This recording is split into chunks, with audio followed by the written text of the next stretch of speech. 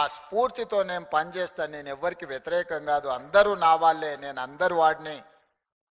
ఆ మధ్యలో ఒక ఆయన నన్ను ఏదో అన్నాడు అంటే చెప్పిన సహాయం అందించినప్పుడు దామన్న రేవంత్ మాదిగా అన్నాడని, బీసీ కులగణం చేసినాడు మా మహేష్ గౌడ్ రేవంత్ గౌడ్ అన్నాడని, శ్రీహరిని మంత్రి చేస్తే రేవంత్ ముదిరాజ్ అన్నాడని, అనిల్ యాదవ్ను ఎంపీగా చేస్తే రేవంత్ యాదవ్ అన్నాడని, సిక్కులకేదో సాయం చేస్తే సర్దార్ రేవంత్ సింగ్ అన్నారని, క్రిస్టియన్స్కి ఏదో సాయం చేస్తే డేవిడ్ రేవంత్ అన్నారని, ఇతరులకు మైనారిటీలకు సహాయం చేస్తే ఒక ఆయన అసదుద్దీన్ రేవంతుద్దీన్ అన్నాడని, ఏ పేరు మీద పిలిచినా నేను ఏం బాధపడను. నేను మీ అందరు వాడిని.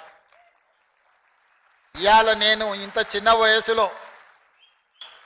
తక్కువ సమయంలో శ్రీహరణ నా మొదటి ప్రస్థానం నుంచి చూసుకుంటూనే వస్తున్నాడు. దామన్న అయితే నాకు మిత్రుడు, రాజకీయాలు లేనప్పుడు కూడా దామన్నతో నాకు పరిచయం ఉంది.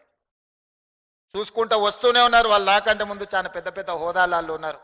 జైపాల్ రెడ్డి గారు, జానారెడ్డి గారు దామన్న తండ్రికి మిత్రులు.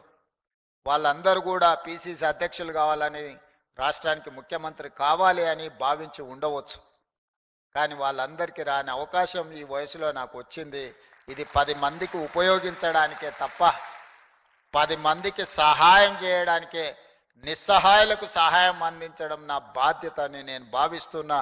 అందుకే ఈనాడు ఈ జాతి సమస్య పరిష్కారానికి శాశ్వతం.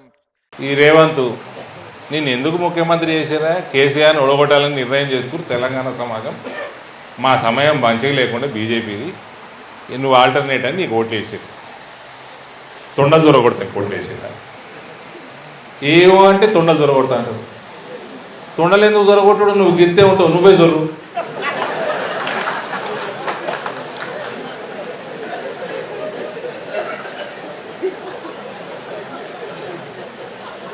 తొండకి నీకు తేడా ఎంతున్నది, పెద్ద తేడా లేదు. నువ్వే జొర్రు. నువ్వు ఆన్లాగులకు ఈన్లాగులకు సొర్ర నీకు ముఖ్యమంత్రి చేయలే. నిన్ను వాళ్ళని బొక్కలేస్తామని చేసిరు. నేను ముఖ్యమంత్రి వాళ్ళని బొక్కలేసేది లేదు. ప్యాకేజీలు మాట్లాడుకున్నావా? రేవంత్ నీకు పౌరుషం ఉంటే, ఇది నేను మస్తు అనేక మార్లు చెప్పిన, నీకు పౌరుషం ఉంటే నిజంగా నువ్వు కొడంగల్ పాలమూరు బిడ్డవి అయితే వీళ్ళని లోపలి ప్యాకేజీలకు అమ్ముకోకు, వ్యక్తిత్వాన్ని ప్యాకేజీలకు అమ్ముకోకు. నిన్ను లోపలేసిన వీళ్ళు. నువ్వు చేసిన సంచులు మోసిన దానికి వేసిండ్రు, పనికి మాల కేసులు పెట్టి కూడా వేసిరు. నేను ఇప్పుడు కూడా నీ పౌరసం చచ్చిపోతేటనే ఇలా లోపలే ప్యాకేజీలు మాట్లాడుకొని తెలంగాణ ఆత్మగౌరవాన్ని అమ్ముకోకు. తెలంగాణ సమాజం యొక్క ఆత్మగౌరవాన్ని నమ్మకు. కేసీఆర్ తెలంగాణ నాశనం చేసిండు.